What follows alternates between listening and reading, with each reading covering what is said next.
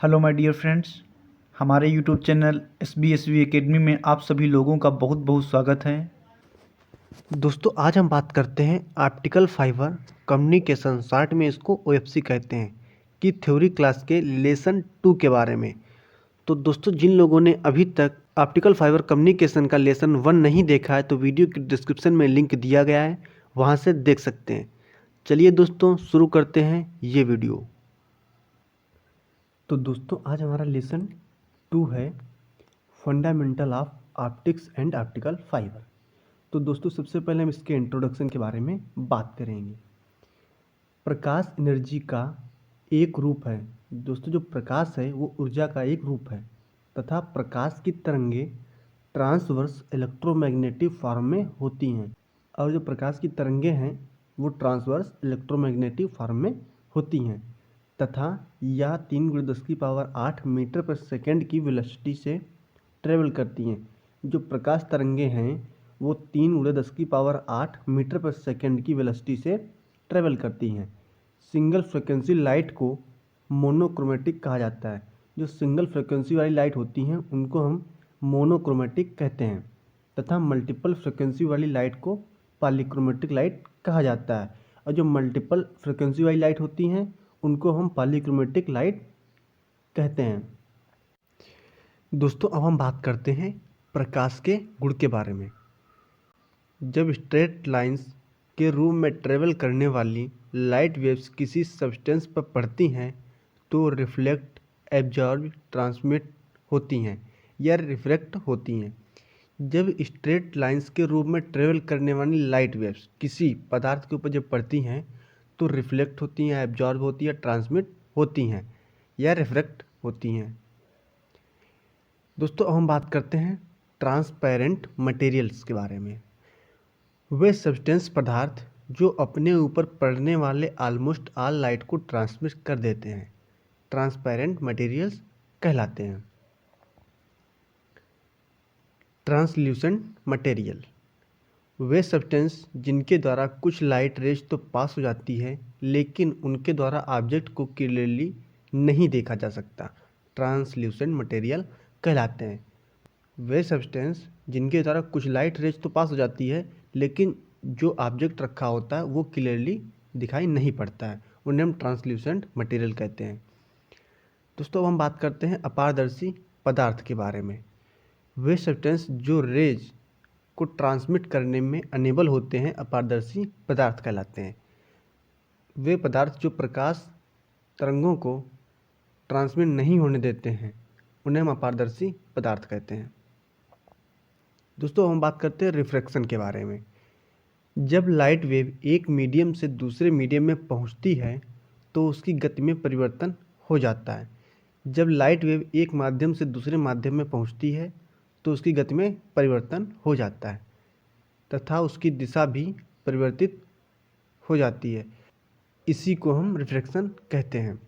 जैसे ही wave boundary द्वारा पास होती है तो या नॉर्मल की ओर या नॉर्मल से दूर मुड़ जाती है। दोस्तों जो वेव है वो बाउंड्री से पास होती है तो वो या तो नॉर्मल की ओर मुड़ जाएगी या नॉर्मल से दूर हट जाएगी। दोस्तों इसमें आगे कहा गया है यदि वेव कम घनत्व वाले मीडियम से अधिक घनत्व वाले मीडियम में पास होती है तब यह नॉर्मल की ओर मुड़ जाती है। दोस्तों जो वेव है कम घनत्व वाले माध्यम से अधिक घनत्व वाले माध्यम में पास होगी तब यह नॉर्मल की ओर मुड़ जाएगी और angle of refraction angle of incidence की अपेक्षा कम हो जाता है। दोस्तों जो वेव है वो कम घनत्व वाले मीडियम से अधिक घनत्व वाले मीडियम में जाएगी तो angle of refraction angle of incidence की अपेक्षा ज़्यादा हो जाएगा।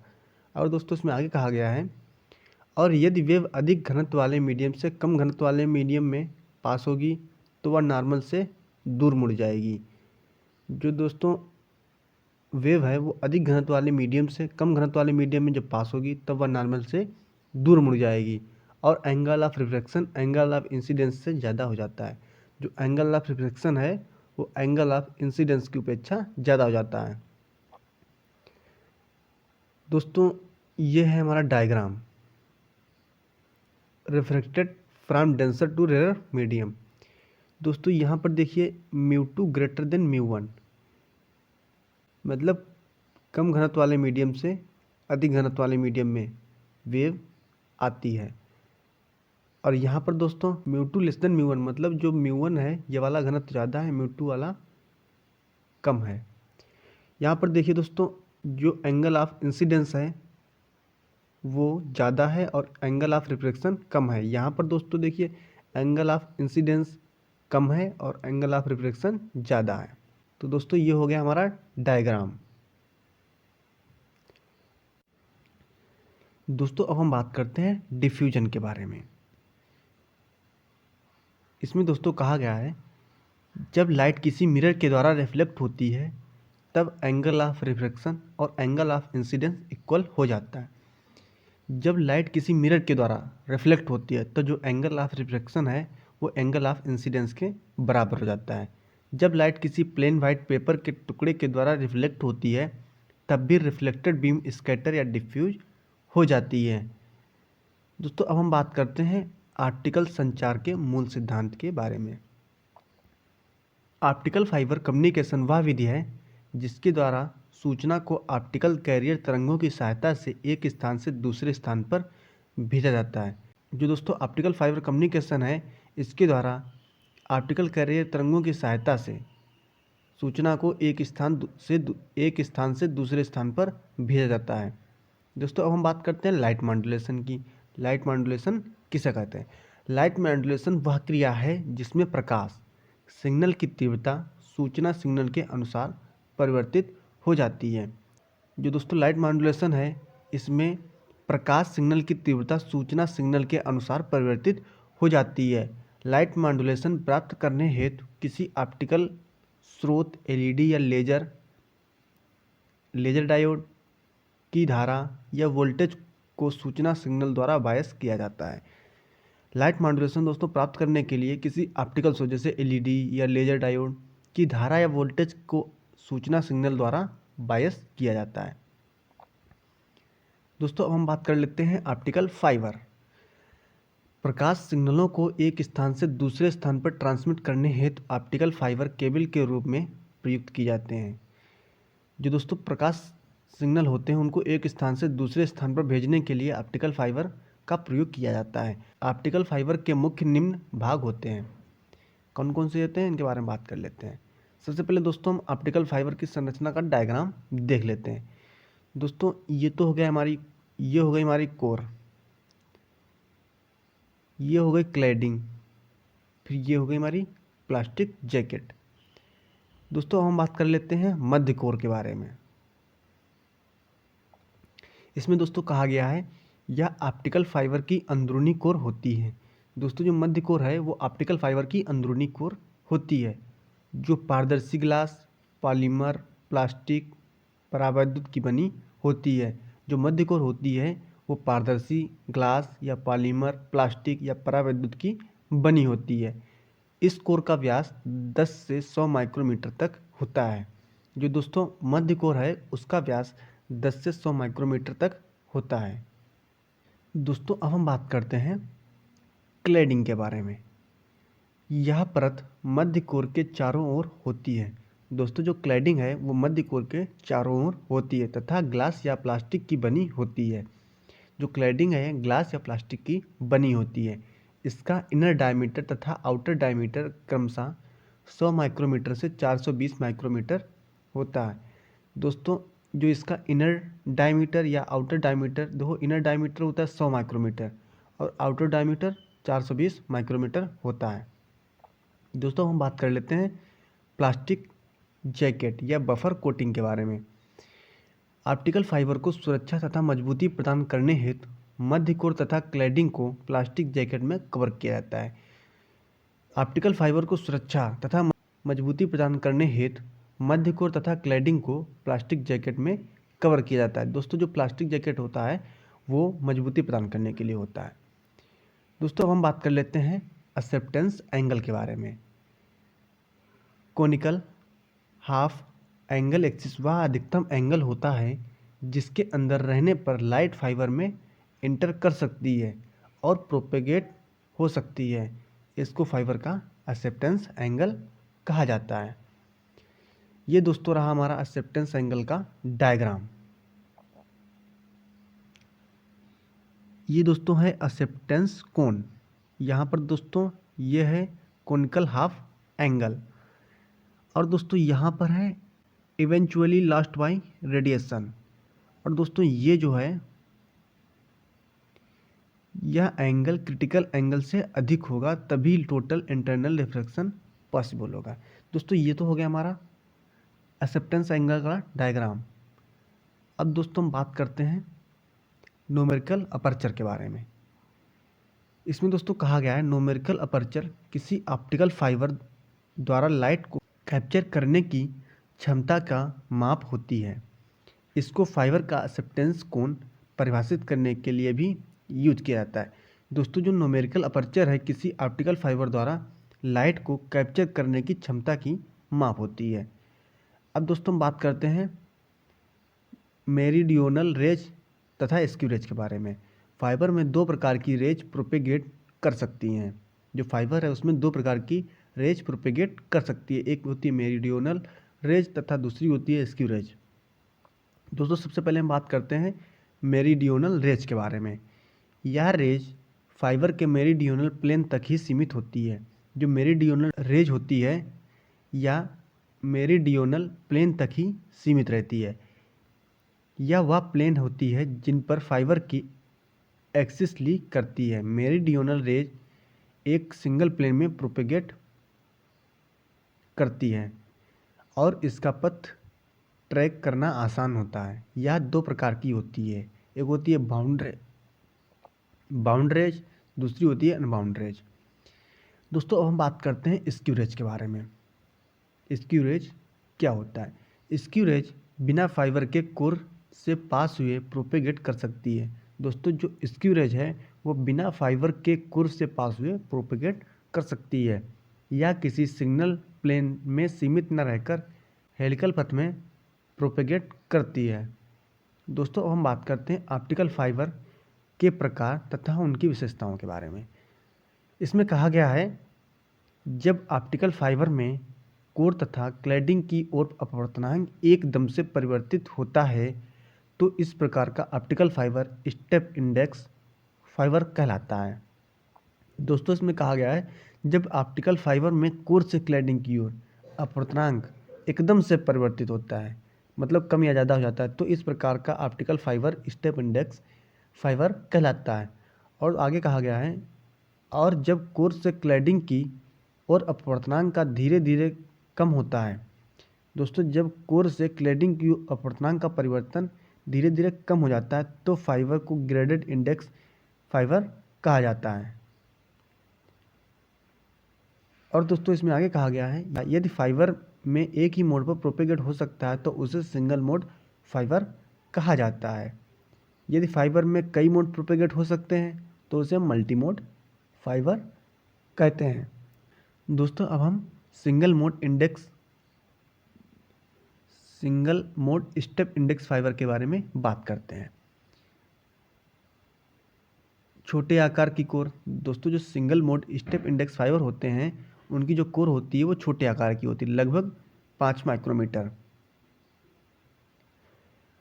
नंबर 2 पर बात करते हैं कोर क्लैडिंग बाउंड्री पर अपवर्तनांक में अकस्मात परिवर्तन तथा स्पष्ट कोर क्लैडिंग बाउंड्री। न्यूनतम डिस्पेरेशन, अधिक एक्यूरेसी, अधिक ट्रांसमीटर दर, अधिक बैंडविड्थ। फाइबर से प्रकाश कपल करना मुश्किल, उच्च दैशिकता वाले स्रोत की आवश्यकता, महंगे तथा बनाने में मुश्किल। इनकी स्प्लाइसिंग अर्थात दो फाइबर्स को ज्वाइन करना बहुत मुश्किल होती है। इनको अंडर सी कपल में प्रयुक्त किया जाता है। तो दोस्तों ये तो हो गए हमारे single mode step index fibre के गुण। अब दोस्तों हम बात करते हैं multi mode step index fibre के गुण के बारे में। बड़े आकार की कोर। दोस्तों जो multi mode step index fibre होते हैं इनकी जो कोर होती है वो बड़े आकार की होती है। कोर क्लैडिंग बाउंड्री पर अपवर्तनांक में अकस्मात परिवर्तन अर्थात स्पष्ट कोर क्लैडिंग बाउंड्री। फाइबर से प्रकाश कपल करना आसान। जो multi mode step index fibre होते हैं उनसे फाइबर से प्रकाश कपल करना आसान होता है। सस्ते बनाने में आसान। सस्ते होते हैं और बनाने में आसान भी होते हैं। अधिक विरूपण, कम बैंडविड्थ, लो ट्रांसमिशन रेट, इनकी स्प्लाइसिंग अपेक्षाकृत आसान होती है। इनको डाटा लिंक में उपयोग किया जाता है। जो multi mode step index fibre हैं उनको हम डाटा लिंक में उपयोग करते हैं। दोस्तों अब हम बात करते हैं ऑप्टिकल सोर्सेज के बारे में। ऑप्टिकल फाइबर संचार में प्रयुक्त होने वाले मुख्य ऑप्टिकल स्रोत हैं। कौन कौन से हैं? लाइट एमिटिंग डायोड, या शॉर्ट में इसको एलईडी कहते हैं। Injection laser diode, ILD। दोस्तों सबसे पहले बात करते हैं लाइट एमिटिंग डायोड के बारे में, LED। इसमें क्या होता है? प्रकाश उत्सर्जक डायोड ऐसे पीएन संधि डायोड होते हैं जो अग्र बायस की अवस्था में प्रकाश का उत्सर्जन करते हैं। दोस्तों जो LED होती है प्रकाश उत्सर्जक डायोड ऐसे पीएन संधि डायोड होते हैं जो अग्र बायस की अवस्था में प्रकाश का उत्सर्जन करते हैं। अब दोस्तों बात कर लेते हैं लेजर डायोड के बारे में। लेजर डायोड क्या होता है? लेजर का तात्पर्य light amplification by stimulated emission of radiation से है। लेजर बीम की कार्यप्रणाली विकिरणों के उत्तेजित उत्सर्जन तथा जनसंख्या प्रतिलोमन पर आधारित होती है। एक सेमीकंडक्टर लेजर डायोड में मुख्य 3 क्रियाएं होती हैं। Number 1 photon absorption, number 2 spontaneous emission, number 3 stimulated emission. अब दोस्तों हम बात करते हैं ऑप्टिकल डिटेक्टर के बारे में। ऑप्टिकल डिटेक्टर वह युक्ति है जो ऑप्टिकल फाइबर से रिसीवर को प्राप्त लाइट मॉड्यूलेटेड सिग्नल से सूचना को अलग करती है, अर्थात लाइट मॉड्यूलेटेड सिग्नल को डिमॉड्यूलेट करती है। ये तो हो गया दोस्तों हमारा ऑप्टिकल फाइबर। अब दोस्तों हम बात करते हैं फोटो डायोड के बारे में। फोटो डायोड क्या होता है?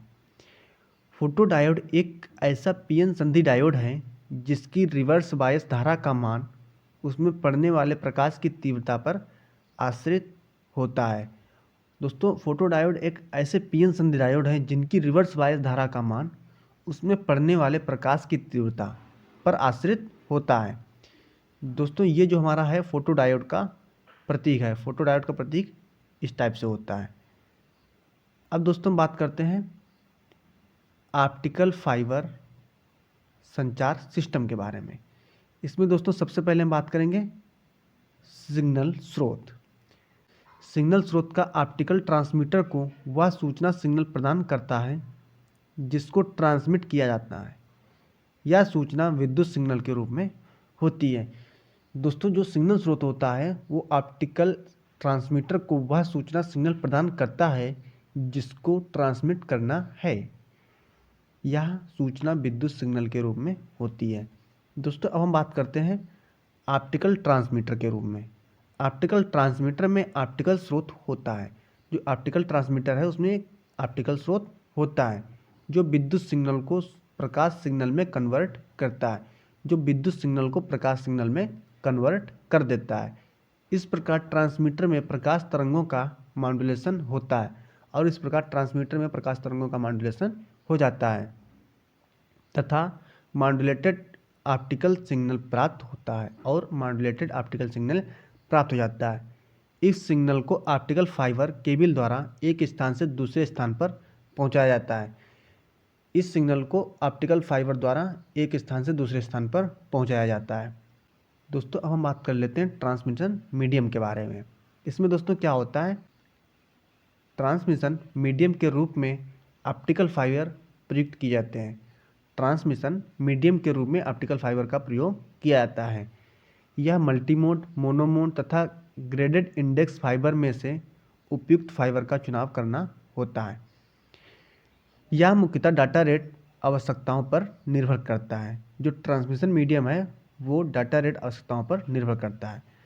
दोस्तों अब हम बात करते हैं ऑप्टिकल रिसीवर के बारे में। रिसीवर पर ऑप्टिकल मॉड्यूलेटेड सिग्नल का ऑप्टिकल डिटेक्टर द्वारा डिटेक्शन किया जाता है। रिसीवर पर ऑप्टिकल मॉड्यूलेटेड सिग्नल का ऑप्टिकल डिटेक्टर द्वारा डिटेक्शन किया जाता है। और दोस्तों इसमें आगे कहा गया है ऑप्टिकल डिटेक्टर के रूप में फोटोडायोड, फोटो ट्रांजिस्टर, फोटो डर्लिंगटन इत्यादि का प्रयोग किया जाता है। दोस्तों जो ऑप्टिकल डिटेक्टर के रूप में photo diode, photo transistor, photo Darlington इत्यादि का प्रयोग किया जाता है, जो ऑप्टिकल मॉड्यूलेटेड सिग्नल को वैद्युत मॉड्यूलेटेड सिग्नल में बदल देता है। दोस्तों, जो ऑप्टिकल मॉड्यूलेटेड सिग्नल होता है उसको वैद्युत मॉड्यूलेटेड सिग्नल में बदल देता है। तत्पश्चात इस सिग्नल का डिमॉड्यूलेशन किया जाता है। उसके बाद सिग्नल का डिमॉड्यूलेशन किया जाता है, जिससे मूल सूचना प्राप्त होती है और इस प्रकार मूल सूचना प्राप्त हो जाती है। इस मूल सूचना को अपने लक्ष्य को पहुंचाया जाता है। तो ये है हमारा ऑप्टिकल फाइबर लिंक सिस्टम का डायग्राम। दोस्तों, सबसे पहले सूचना सिग्नल सोर्स में, उसके बाद ऑप्टिकल ट्रांसमीटर या एलईडी हो सकती है या लेजर डायोड, कुछ भी हो सकता है। उसके बाद ऑप्टिकल फाइबर द्वारा ऑप्टिकल रिसीवर या फोटो डायोड में पहुंचाई जाती है। फिर सूचना आती है सिग्नल डेस्टिनेशन में। दोस्तों, ये तो हमारा ऑप्टिकल संचार लिंक सिस्टम का डायग्राम। दोस्तों, अब हम बात करते हैं फाइबर स्प्लाइसेज के बारे में। ऑप्टिकल फाइबर को ज्वाइन करने की प्रक्रिया स्प्लाइसिंग कहलाती है। दोस्तों, जो ऑप्टिकल फाइबर है उसको ज्वाइन करने की प्रक्रिया स्प्लाइसिंग कहलाती है। इसके अतिरिक्त कई किलोमीटर लंबे फाइबर्स प्राप्त करने हेतु बीच में कई स्प्लाइसेज हो जाते हैं। यदि इंस्टॉलेशन के दौरान फाइबर में एक्सीडेंटल ब्रेक हो जाए तो भी रिपेयर स्प्लाइसेज की आवश्यकता होती है। फाइबर स्प्लाइसिंग दो प्रकार की होती है। जो दोस्तों फाइबर स्प्लाइसिंग होती है वो दो प्रकार की होती है। एक होती है कोलाप्स्ड ग्लास स्लीव स्प्लाइस, दूसरी होती है फ्यूजन स्प्लाइस। दोस्तों, ये हमारा है डायग्राम। ये है कोलाप्स्ड ग्लास स्लीव स्पाइल का, और दोस्तों ये है फ्यूजन स्प्लाइस का। तो दोस्तों, ये तो हमारा हो गया फाइबर स्प्लाइस का डायग्राम। दोस्तों, इस प्रकार हमारा OFC ऑप्टिकल फाइबर कम्युनिकेशन का लेसन 2 कंप्लीट हो गया। दोस्तों, जिन लोगों ने अभी तक हमारे टेलीग्राम चैनल SBSV एकेडमी को ज्वाइन नहीं किया है, लिंक डिस्क्रिप्शन में दिया गया है, वहाँ से ज्वाइन कर सकते हैं, क्योंकि वहाँ पर BTUP द्वारा सभी ऑफिशियल न्यूज़ डाली जाती हैं और अन्य सभी जानकारी भी शेयर की जाती हैं। तो दोस्तों, जिन लोगों ने ज्वाइन नहीं किया है वे लोग ज्वाइन कर लें, वीडियो के डिस्क्रिप्शन में लिंक दिया गया है। दोस्तों, अगर हमारी वीडियो आपको पसंद आई हो तो लाइक कीजिए, शेयर कीजिए और हमारे चैनल को सब्सक्राइब कीजिए। तो दोस्तों, मिलते हैं नेक्स्ट वीडियो में, तब तक के लिए जय हिंद।